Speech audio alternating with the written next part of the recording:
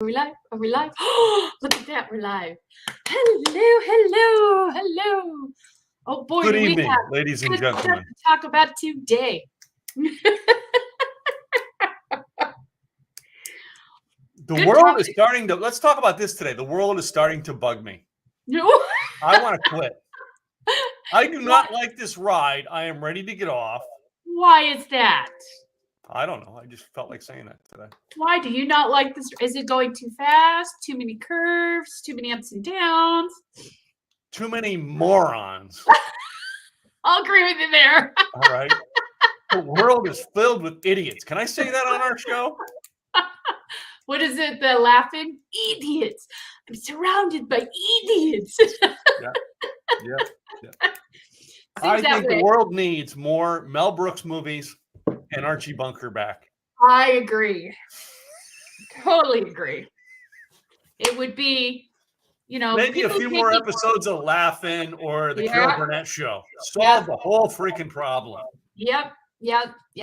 People need to be more lighter and not take themselves so freaking seriously. I don't take it seriously anymore. I don't give a rat's ass what you do. You don't care what I do, Tim? No, not you. I mean, but the general consensus in our world, right, of idiots. I'm like, okay, I'm getting off this ride. I have a tendency to agree with you. There are times I just want to close my eyes, cover them up, and be like the three monkeys: see no evil, hear no evil, speak no evil, have no fun. It's funny because in my business, truthfully, all right, since January, my last bout I had with COVID, I come out of it. All right, I stopped doing my my newsletter every week, not because I was like, that's it, I'm giving up. It's just like, oh crap, I'm frozen. I can't come up with topics, right? Then, all right, I got lazy on doing my virtual events. Lazy on a lot of things, and what it is I'm starting to measure results and going, through the pandemic, I had a lot of people come to me for help. All right. And they wanted the help as long as they can get it cheap and free. Yeah. And now, it's like, okay, well, we don't want to pay for it now. And you got to go build a whole nother audience. And I'm like, I'm sick of playing the game. Yeah. I really am. And that's just what I'm sick of. I'm sick of playing the game. And, when I look at, great, I make an income over here. It doesn't relate to what I do half the time over here. So what can I throw out over here that I'm like, okay, I'm going to get rid of it. You guys want to keep taking advantage of me? Bye. All right. Yeah. And that's where I think a lot of us do that. A lot of us do that. Yeah. I think we offer our services because we want to help.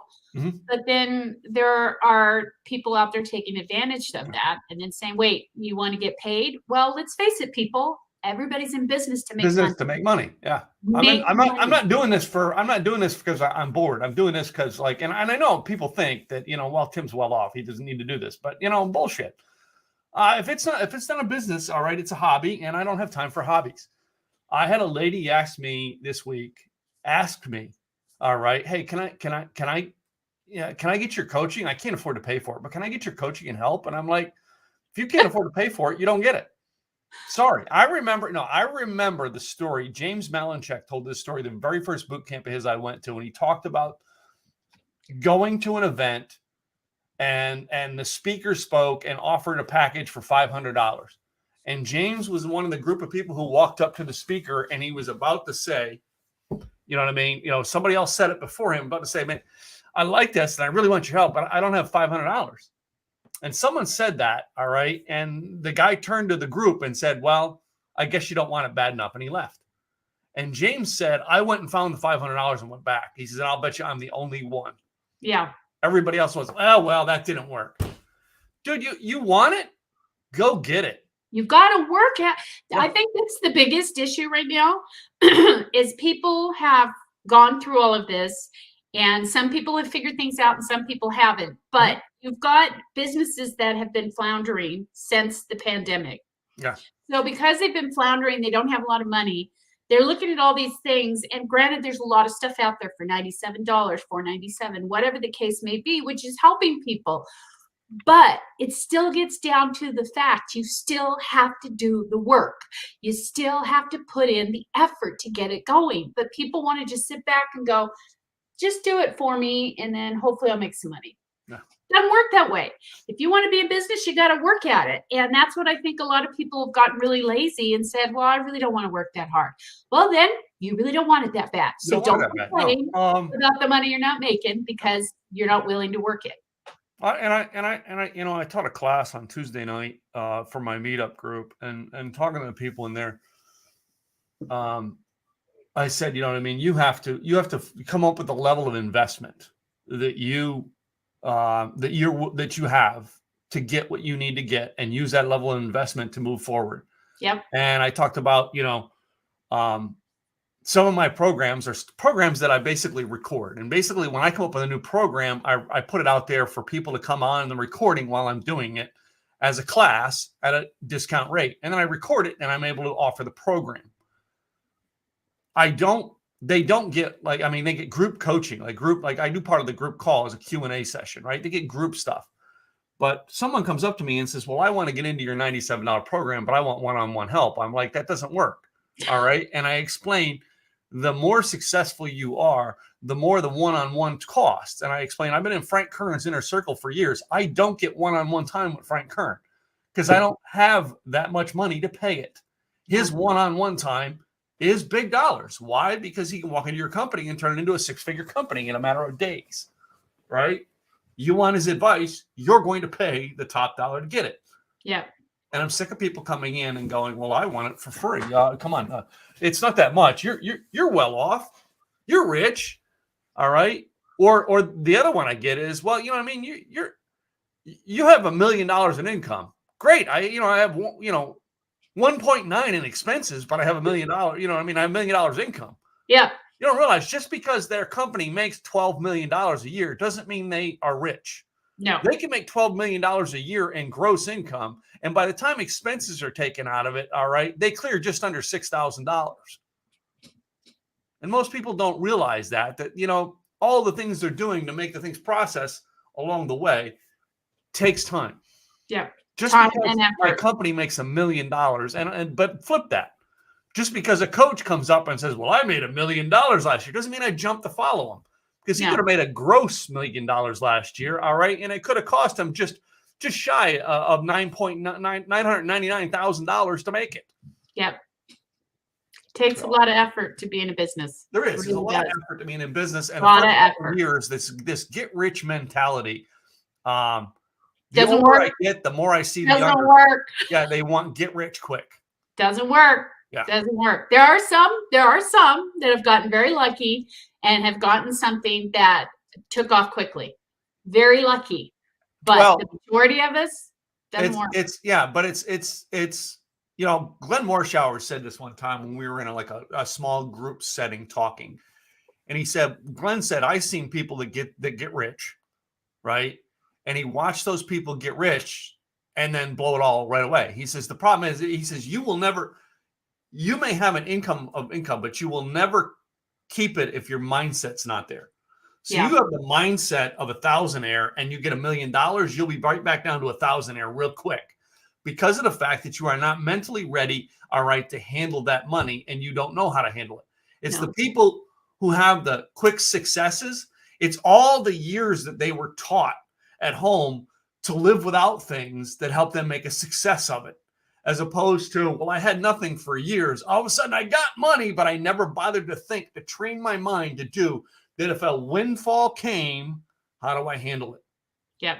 And they blow it quick. They blow their companies. They have a windfall idea. And next year they're selling the windfall idea to Amazon, Facebook, whatever big company comes along that can buy it, bail it out, and make it profitable again. Yep.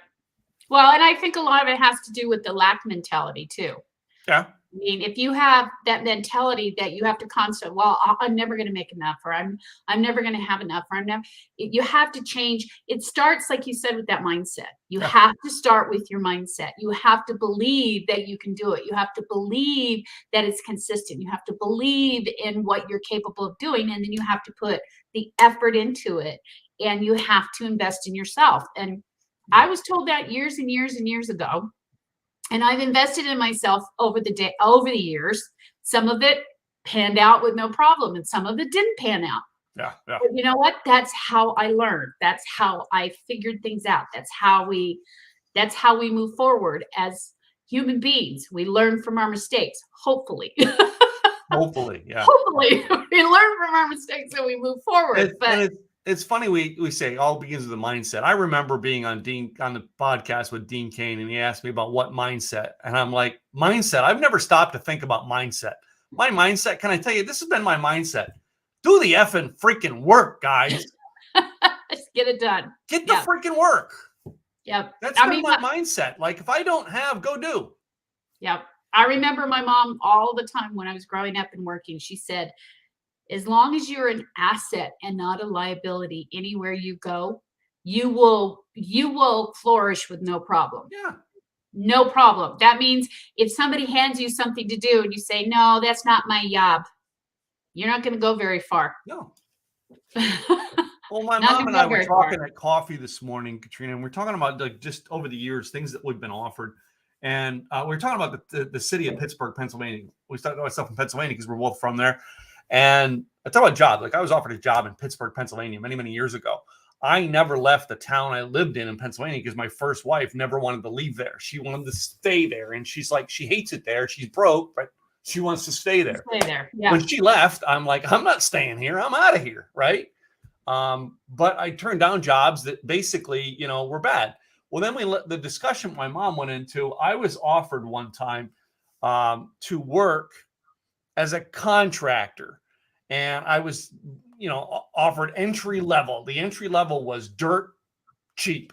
Like, I had to do the jobs at dirt cheap level as entry level before I would get the big jobs. Yeah. And I remember the dirt cheap job. My father went, dude, that's not enough money for that. Don't do it. And I didn't. And most of the guys who started at that dirt cheap level, all right, in the beginning, where, they're making $3,000 for a month's worth of work, now we're making, if they stayed with it, now they're making $100,000 for a month's work because they had to do the cheap work first before they got the good work. They had to work their way up the ladder. And I think that mindset of work your way up the ladder has been lost in our world today.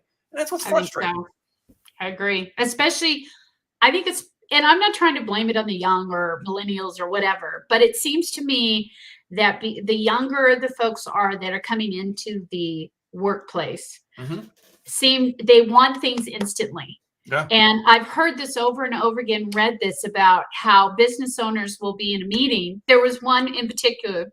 This girl had just gotten hired. Yeah. He's in the meeting. The VP who owns the company asked her to make copies. And she said, did you get those copies done? She said, why? You can do it. She said, do you know why you were hired and who you're talking to? Yeah, so you own the company. What's the big freaking deal? Go make your own copies. Needless to say, she was asked to leave. I don't blame her.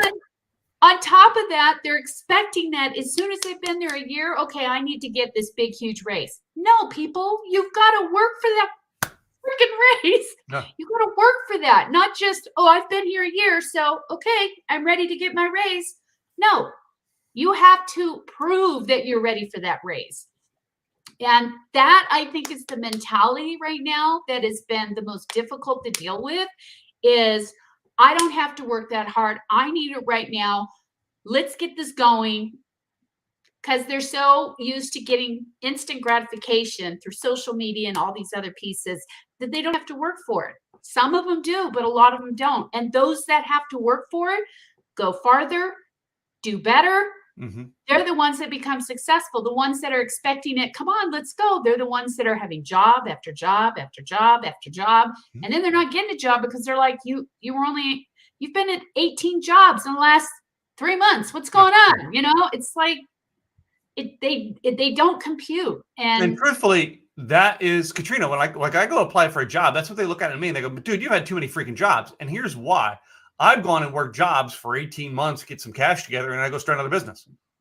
That's me. And then I fail at the business. I go back, I do what I have to do to survive. Right. Yeah. But yeah. like, that's me. I'm not, if I come to work for you, I'm coming to work for you for a period of time. Because as soon as I find a way to buy or build another business, I'm out. I'm gone.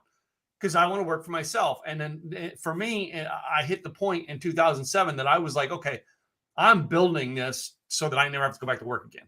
Yeah. Right.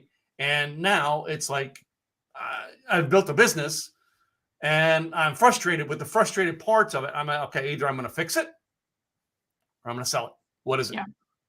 Yeah. You know what I mean? Make your mind what it is. Yeah. Yeah. And that's most people are not willing to do that. And I know it's this attitude that we have of Americans is why the topic you kind of picked today, because the attitude of Americans is why we have the problem that we have that you pick for a topic today. Yes. There are people who are coming here, all right, who will flock in and take that job that you freaking willingly, and work their ass off for pennies to the dollar because you don't want that job. Right. They'll take it. And then you'll get pissed because they're coming. Yep. Because our topic today is migrants and refugees. And how do we deal with that as a nation? Let's go back. Wait a minute. Before we go to migrants and refugees, all right, or people coming to our country, how many generations back did your family come to this country? Oh, 3 generations. Yeah. So like it's like the 17, 1800s, my mom's side, the 18, 1900s, my dad's side. Yeah. Yeah. So, my family came from Germany. We came over from Germany. And then, we started setting up shop here. My husband, his family, some of them are Indian, like Chumash Indian. And then and some of them came from Mexico. Yeah. But so my wife, her father came here from Belgium. Yeah. All right. And so like the point I'm making in that is 99% of us, all right, are here from another country. I remember, I don't know if you know my friend in Los Angeles, Kat Slater. I don't know if you know Kat or not. I didn't meet her, but yes, I've heard of her. You know who she is? Yeah. Kat and I were talking about this in Los Angeles one time. We're hanging out at a cafe. And she talks about all the people who are, complain to her about there's so many people come to Los Angeles. And Kat says to them all the time, well, then don't come here. Go back. Because she grew up there. She was born there. She grew up there. She lives there. And she's like, you're complaining. I grew up here. Like, you came to my land, right? Yeah. I live in Texas because of a choice. I was born in Pennsylvania, all right, but I moved to Texas because of a choice. Right. And I call Texas home. I don't ever in Texas come here and go, well, back in Pennsylvania, this is how we did it. No. I moved here to better my life. Guess what? 99% of the people, before we go into migrants and immigration and refugees, most of the people in this country have a root coming from somewhere else. Yep. Italy, France, Germany, Mexico, India, there are so many people here that have come from migrant families. And I wanted to kind of go over the difference between migrant and refugees because some people don't know. They kind of combine the two. Break that down first. Yeah. They're different. Fucking talk. Refugees are fleeing because of an armed conflict or persecution, such as what's going on in the Ukraine. They have no place to go back to because it's being destroyed.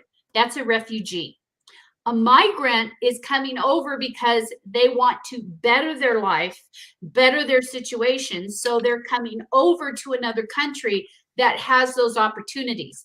That, let's face it, the United States, whether anybody else around the world is looking at or not, whether they like us or don't, the United States is the one that most people want to be in. Most people want to be a part of because it's one of the states that you can come over with very little money and, like we were talking about, make a business and become a millionaire very quickly if you plan it properly.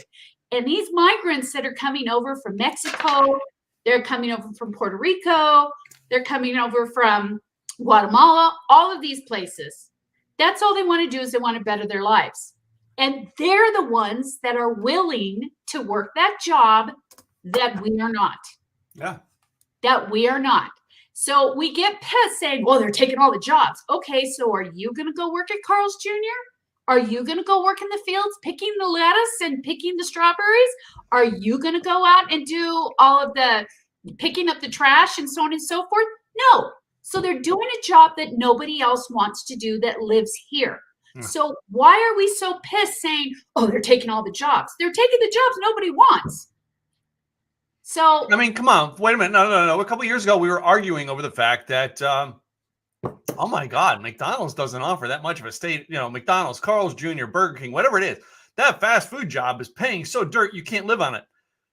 The point of the job was never to live on it. It was a starter place. Yes, it was a place to start, learn, and then move forward. Yeah. Had I taken the job, all right, so this is the job I talked about earlier with my mom, is in the 1990s, I was offered a job that would have me on the road installing paint booths in auto body shops.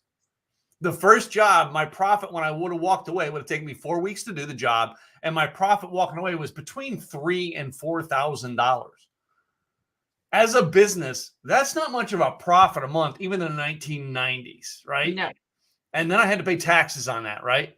That would have been like my first couple jobs. I would have had to do that. But if I did that, after about a year, I probably would have got jobs that would have paid me between $10,000 to $20,000 a month. Yep. After 2 years, I'd be making $40,000 to $50,000. You know what I mean? It went up with time. You had to put your time in. I remember my first job was working for, and I remember when I took my first job in an official job, I was working in a place called the Harley Kitchen in Harleysville, Pennsylvania. It was a dinky little restaurant, and I was a wait. Did Flo work there? No. As a matter of fact, my mom worked there as a waitress / server, whatever you want to call it.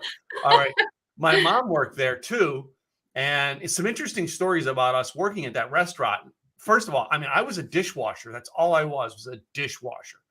I was paid $2.85 an hour. Wow. Can you imagine? Minimum wage was $3.25 at the time. Yeah. You people are complaining about come on. Yeah. Minimum wage was like $5.50 too. It's all right. I remember working at that job and my mom working as a server there, helping people. And my mom used to take care of people in that restaurant that the other waitress was like, oh, they don't need much of a tip. You wait on them. I don't want to. And my mom would get great tips because she would just go help people. Because we forget what the job is about. The job is there to provide a service. Yep. I was there to wash dishes. And let's face it, there was I was in an expense job. It was an expense that had to be taken care of in order to keep the restaurant going. I was not there to improve the profitability of the company. No. So I got I was the low man on the totem pole. But that low man on the totem pole and being willing to do the job, I don't remember now how well I did that job. I just don't, all right? But our mentor, all right, the mastermind you're in, Craig Duswalt, talks about all the time how he took that job as the low man at the totem pole, which got him to be the band manager, backstage manager for Air Supply, because he did the low man job with the fullest of enthusiasm. Yep. Yep. I agree. Totally agree. These immigrants are coming over and they're willing to do the job with the fullest of enthusiasm because it's going to pay more to do it here than it paid to do something exactly. And what they don't realize too is that a lot of with the migrants that come over, they have several families living under one roof because that's how they can afford it. Yes. And they combine their efforts and they combine their money and they combine, they'll take care of the kids. They do whatever they need to survive. Mm-hmm. And this is why it kind of irks me when people talk about, we can't let all these migrants over to come take our jobs and blah, blah, blah. And then when you talk to them and say, whose job are they taking? Are they taking your job? Oh, no. I want to go, so what's your job? Well, I'm the CEO of blah, blah, blah, blah, blah, blah. Okay. Are they taking your job? Let's talk about how many migrants come over and become CEOs on their first day. I know. It's like, get a grip. And right now we have a huge shortage right now in the food, retail industry, restaurant industry. A lot of industries right now, we have a huge shortage because people are like, yeah, I don't want to do that job. It's not enough for me. I'd rather just stay home and be on unemployment. Or no, I think I'm going to start my own business and I can make more money, which is great. That's a great opportunity to start that. And that's what a lot of people did through COVID.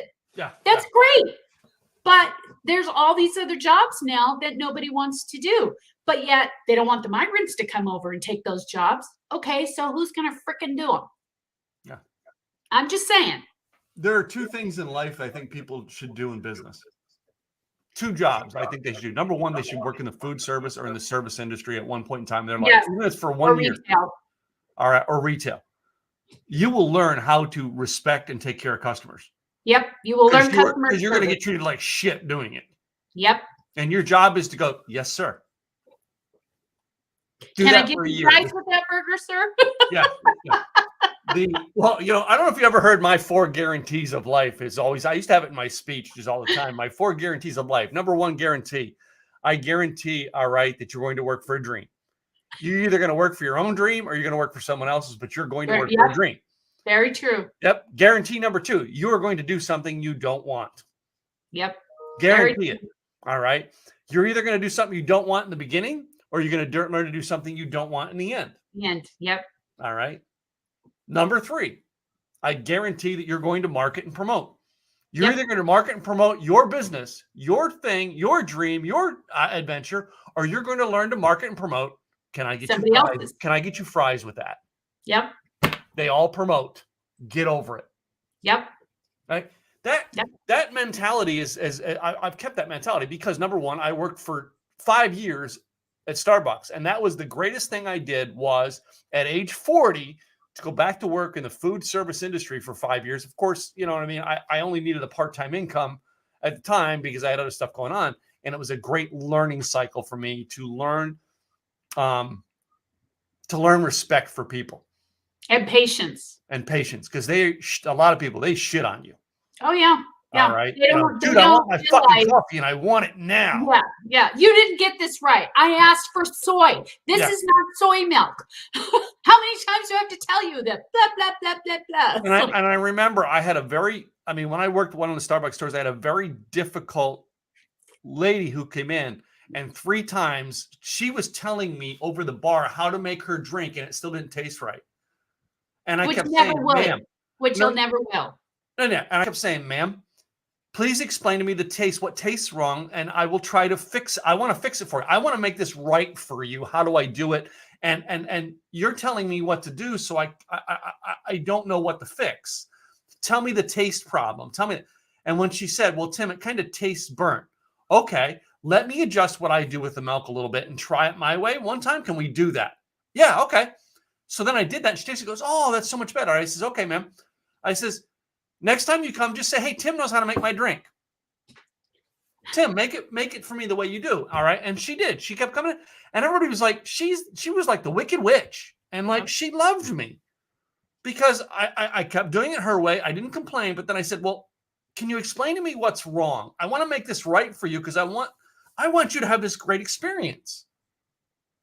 That was a job that basically, let's face it, she was shitting all over me. And I stopped and respected it. But you earned her respect. You earned her respect because you cared. Where most of them were probably rolled their eyes and went, oh my God. Oh my God, this lady's here again. Yeah. I know you're not going to like it, but here you go. Instead of saying.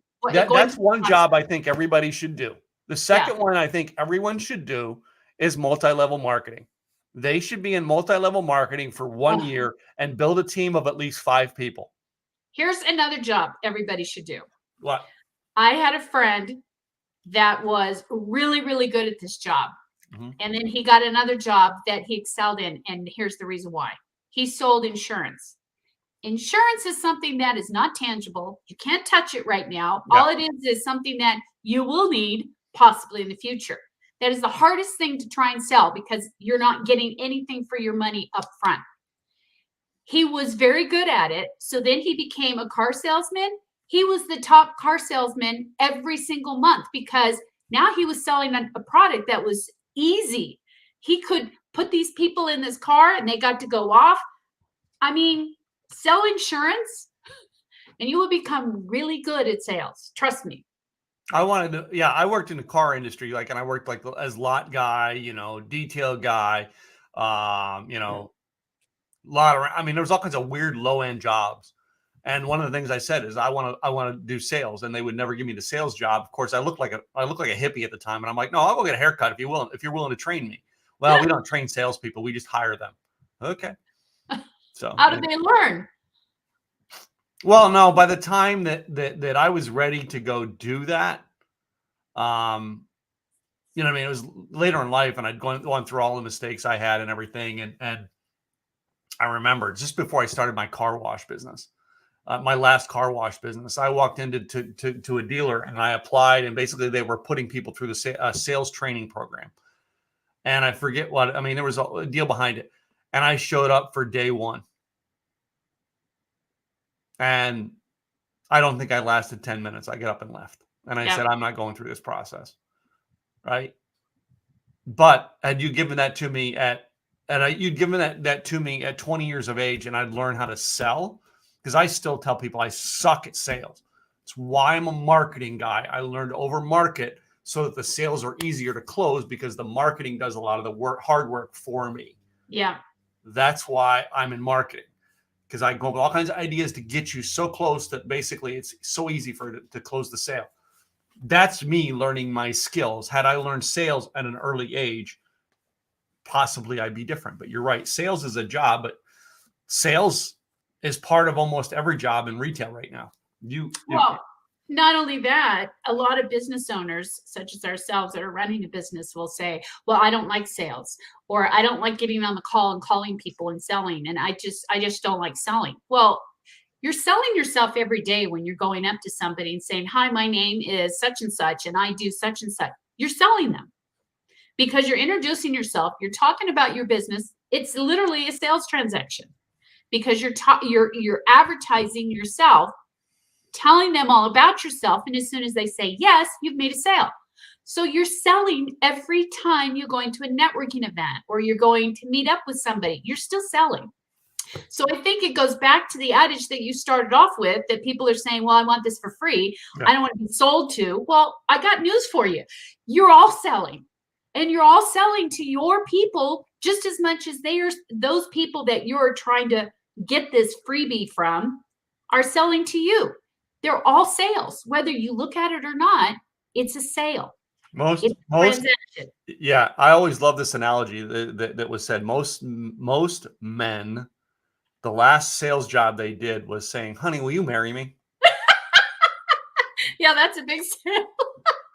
You got to and have if you could get a woman to say yes to that, you're a salesman, guys. And you got to have the right ring, right? Yeah. As opposed to my wife and I've got the cheap rings, and she's still with me. But going back to our topic in regards to, because right now in your state, you're dealing with somebody. Hey! Don't be picking on my state. I'm just saying. We don't label this as right now. Well, you're in Texas. This is our state. We don't label it as my state. It's not very far from where I live as well. But right now on the border of the Mexican border, they're shutting it down because of the Title 42 expulsion that's ending soon. People are afraid more migrants are coming over. So your Governor Abbott put extensive search in place to search every single car and truck that comes through, which, okay, I can get that to a certain degree. But now it's causing problems with the supply chain again. And now the Mexican border is saying, okay, fine, we're shutting the Mexican border down. And what people don't realize is we get a lot of our food from Mexico. Yeah. So now it's not helping, it's hindering.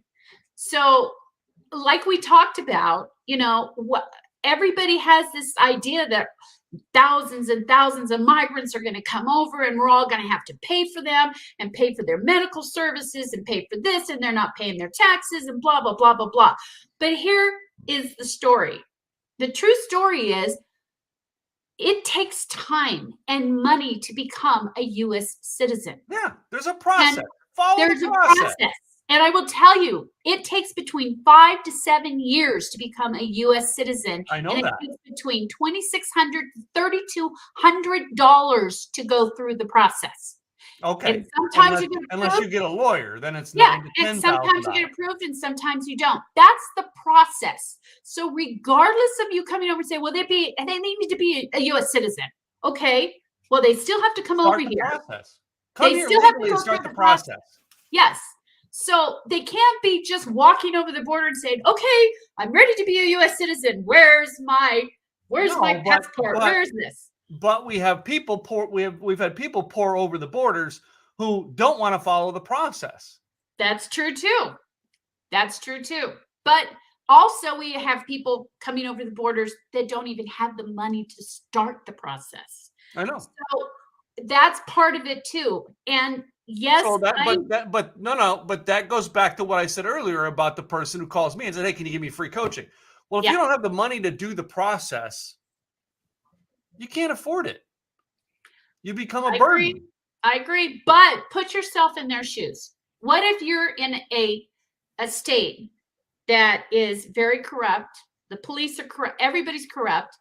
Your kids are dealing with shootings on a daily basis, which some cases in the United States is a thing as well.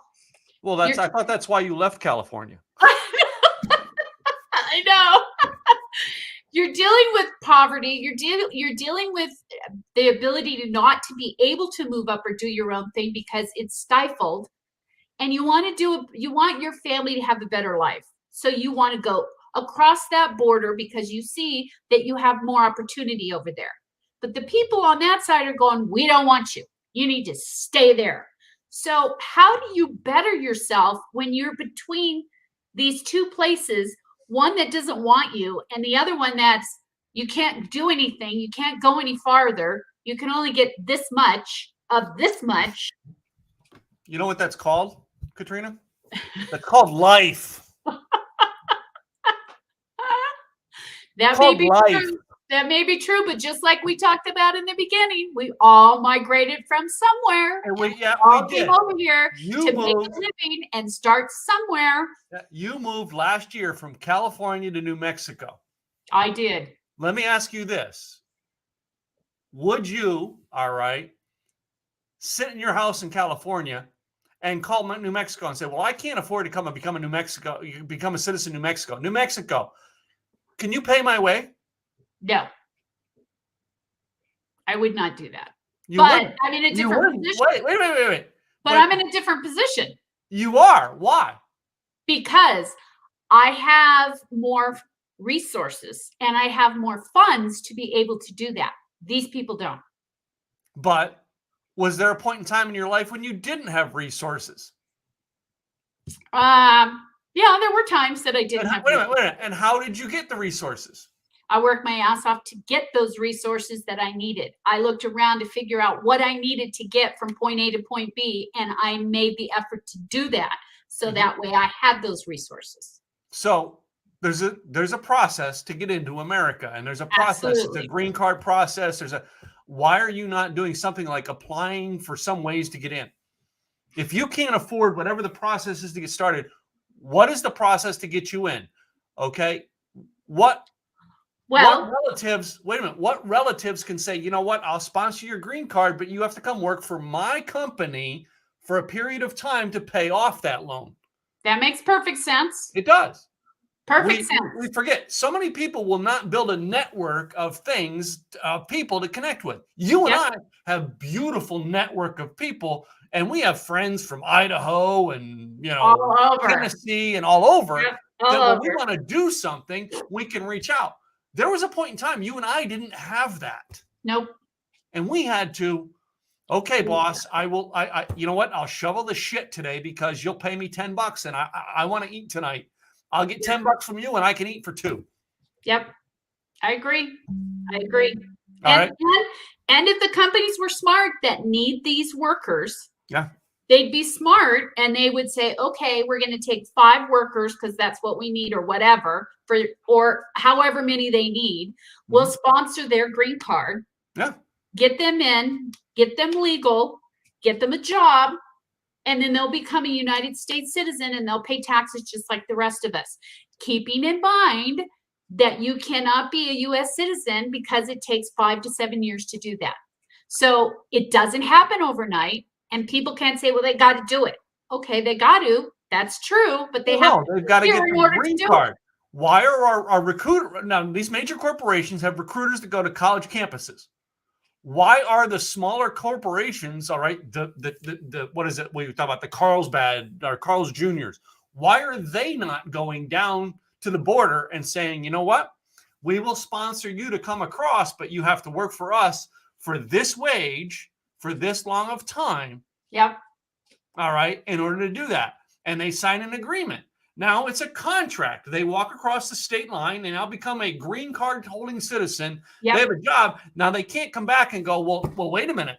I'm an American. I want a living wage now. No, you made a contract because you needed something to come across. Yep. And now you come across, you do what you say you would do, then you go out and try to better yourself. Yep. And on top of that, if they had if they set it up properly, from what we talked about this in the housing market right now, there's a lot of corporations that are buying those houses that first-time home buyers can't get into because they're buying them up. So if corporations were smart, they'd buy a couple of those homes, and that would be the housing for their employees while they're working their way up to citizenship. Yeah. So I mean, there's ways around this, all right? And you think about it, probably they're not smart enough to think about it. I understand that they're going to need those people for those jobs. Why are those companies, all right, not going to the place where the workers are and say, let's do this, let's step up, let's fill the gap where Biden and Trump are not doing, right? And try to help these people because they're willing to come here to go to work. Yep. And a lot of them work harder. Because they know, and if they don't do the job or they don't do it, they're going to get deported back. Okay, yeah. If you, Katrina, were stuck on one side of the border, all right, and you knew you couldn't get across, but a company come by and offered you, hey, Katrina, I will sponsor you to come across. The living wage is the living minimum wage is $15 an hour, but we will give you a job, but we're only going to pay you $10 for 2 years. Are you willing to come and do the 2 years at $10 an hour? Absolutely. I don't care if I got to live in my freaking car or a tent. I'm going to do it. Yep. Absolutely. Your plans where you are zilch and none. Yep. Over there, I'm willing to work for 2 years. And you think about it now, the corporations, because if they get the laws are able to go do that, they now can get a discount wage by sponsoring people come across. Absolutely. And they're getting why are we not doing that?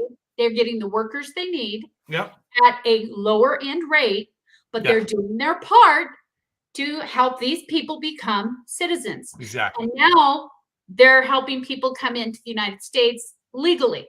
Yeah. But I know a lot of people also say we don't have the room. There's not enough room for all these people. Well, to a certain degree there is, and a certain degree there aren't, depending on where they go. Now, California, there's still a lot of open space. And in New Mexico, there's a lot of open space. And in Texas, there's a lot of open space. And in other places in the United States, there's a lot of open space. It's just a matter of how do you get all that, how do you get everything in place so that way it's not too crowded? Or now the traffic is, I mean, that's what California is dealing with. They're dealing with traffic. They're dealing with homeless people. They're dealing with people that can't live in their homes anymore because they've raised the freaking rent so much that they priced them out. So how do you, that's another part of this puzzle. How do you deal with all of that when you've got so many people coming over? And that's why I say that there's that supply and demand again. We still have a low supply of housing. We still have a low supply of apartments and in general that are affordable. So how do we deal with that as well? That's another issue. So, I mean, every problem that you solve creates another problem. Another problem. That's life. Yes. Period. That's life. Yes. That's business. That's business. But that's business. That's it. When you realize that, okay, there's a problem. How do I solve it? What do I do to solve this as my company? That should be your mindset. All right. Yeah. Because if you're not doing that, sooner or later you're useless. All right. It's just like me saying in the beginning, I don't want to because I'm frustrated with this. That's business. Yeah.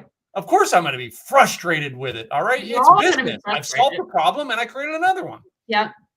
Yep. And the bigger your business gets, the more problems you have to solve.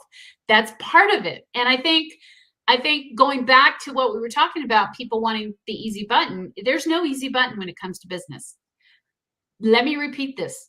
There's no easy button when it comes to business. If you want to run your own business and have your dream, you got to work for it. That's right. And the biggest thing, how badly do you want it? That's the biggest question you need to ask yourself. How badly do I really want this? If I want it bad enough, I'll do everything I have to, like those migrants. This dream is coming over here in the United States and becoming a U.S. citizen. That dream is so strong.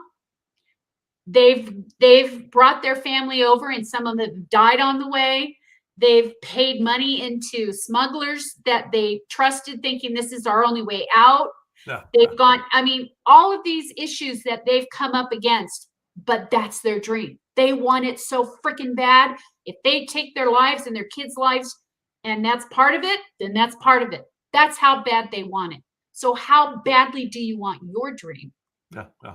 So, and like, we always looked at, back east, my mom got to know the owners of a Chinese restaurant that basically they explained the fact that basically they through different things and tax breaks, they got to start that business as immigrants.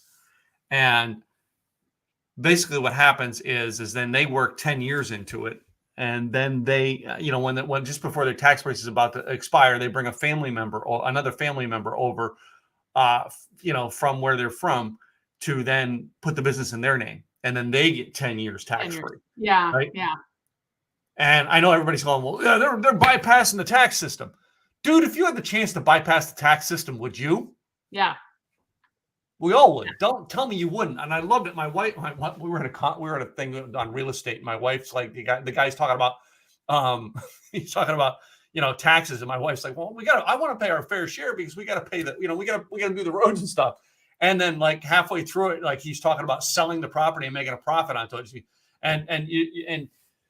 And she's like, well, no, I don't want to pay taxes on that. And he goes, oh, welcome to the Republican Party.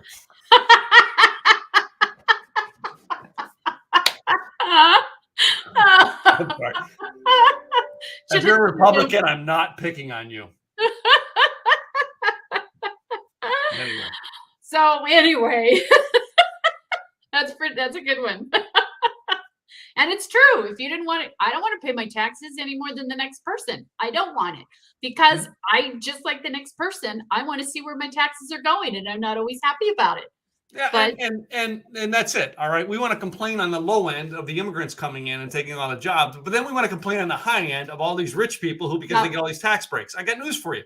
The rich people figured out, let's study the system and figure out how to work around it. Yeah. Just like the immigrants, some of them are, hey, let's study the system and find a way around it. Around it. Yep. Exactly. Us people in the middle, we just want to complain about the low guy coming in and the rich guy who's paying us. Yeah. This isn't fair. This ain't fair. Well, no, it's not fair because you're not willing to do what it takes. Yeah. The rich guy got rich because he studied the system and found a way to work around the system in place. Yeah. So does the immigrant who's successful that comes in. He finds a way around the system to make it work. Yep. But we in the middle, what do we want to do? We want to bitch about both sides. Yep. Exactly. Grow up.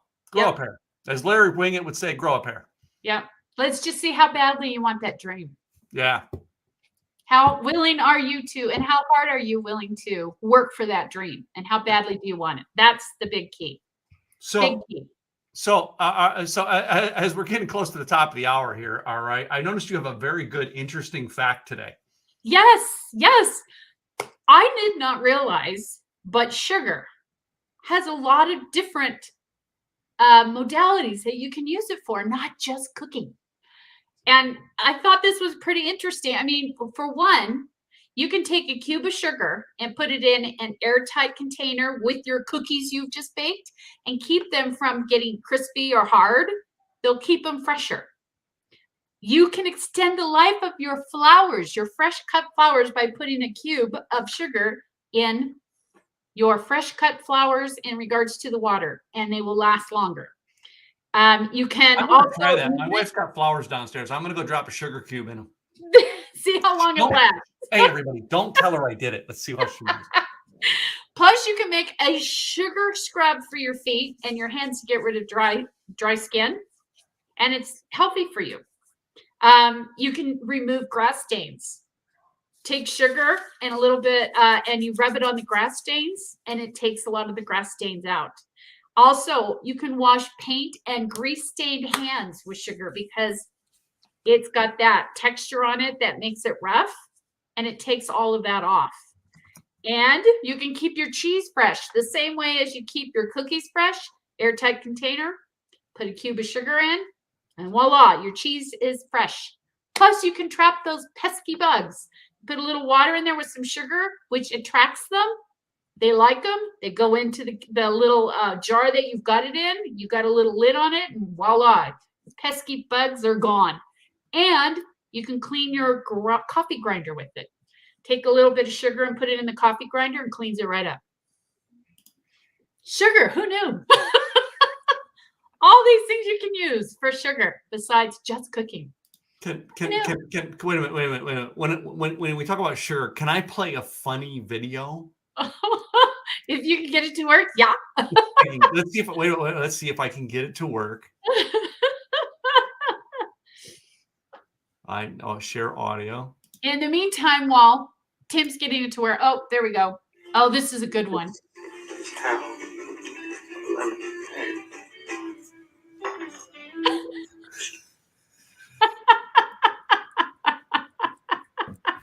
Now you got lemonade. Wait. Do you remember that movie? I love that movie, Michael, because the two people are arguing how to eat a lemon, and Michael just goes, "This is how you eat a lemon." That's how you eat a lemon. And pours the guy's just watching him like, "What the hell are you doing?" But in that movie, that he pours the sugar. But do you remember in the very beginning of the movie when they first meet him? He's at the Milk Bottle Hotel, and he does cereal, and he's with the sugar. He loves his sugar. Loves his sugar. Yep. And we have one more thing. We have a good resource. Today. This resource, it's great. You know how I like security, and this is called Google Authenticator, and you can utilize it for your Apple, your Android, as well as your PC and Mac. And what it does is it's a two-step verification. So on your phone, you'll get a Google Authenticator, and when you go in to sign in, it'll ask you what the code is. All you have to do is go into your Google Authenticator, look at the number, put it in, and it's done. And it continually keeps updating the numbers on a regular basis, so it's not the same number. So it helps you protect your bank accounts, your online accounts, and so on and so forth by doing that extra two-step. I do that with, like, I actually had to change, as we're redoing the website, I changed and got a new Google number for my website because I don't want to give people my cell phone number, all right? And I don't have an office line. Yeah. So I went and got a Google line, and it made me do that authentication, even though I've got 2 Google accounts. So it made me do it again in order to prove it's me and creating the numbers. So, and yes, I have a new office line number that will be posted on my new website, which will be out this week. Yay. Yeah. And I have an apology to make to you, Mr. Tim. When I did your virtual event, I made the biggest faux pas in regards to speaking that Tony would have said, "Shame on you, Katrina." What'd you do? I noted my cost on your event for my stuff. And you didn't ask me for that, so don't make that same mistake. I made that mistake. Don't make the same mistake. You got to ask up front. Big faux pas. Tony would have. So I apologize for that. Oh, you did fine. I actually got to finish today and tomorrow. We finished breaking up the videos, and like I'm trying to put it together now as part of my routine every month to send an email out to let everyone know the speaker. Here's the breakdown of your video. Yeah. So Cool. But yeah, my conversation though about that thing was about the membership sites. So I revamped it. I taught that same thing, but I revamped it a little bit. Yeah. And taught it on Tuesday night at my meetup group. Oh, cool. Same one, same thing. All right. And then I created a 5-week class on how to build your own membership site. You go through it step by step. You're going to build it through Kartra or just show them how to do it? No. I'm going to, the idea behind it is 5 weeks. Let me see if I can, hold on. I actually got see, Tim created a folder for it and has this whole layout. Organized. Week number 1, how to get members. Week number 2, the creating content. Week number 3, your business model. Week number 4, right, the programs, tools, and systems. And there we're going to talk about, how to do different ones. Yeah. And week 5 is automating the process. And then we'll do week 6 of, a Q&A session. But it's that's a class because I'm going to record it and put it into the Simple Easy Marketing as a program. And that's all part of the membership pieces. You've got all this content. You can put it all in your membership for one low price. So for those people that want him for free, well, that's what I told this person this week. For a small price, and you'll get all of that stuff, and it'll be like you're doing that one-on-one. Yeah, I offer it lifetime into my virtual event, which full of more information, which is the recording of the speeches you did. All right. And it's a one-time fee I offer for $97. And if you join my affiliate program, you can send people there and you get part of the money. Yep. And you get all life, It's the way to get the information from Tim, and it's like talking to him one-on-one. And then if you've got Q&A later, you can get a lot of that Q&A done right there. Yeah. Yeah. Just saying. Okay. I'm just reading this other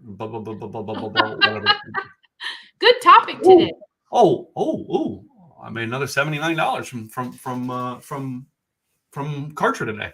Nice, very nice. More affiliate money coming in. Very nice, very nice. Good job. Good job. I like making money. Yeah, don't we all? Anyway.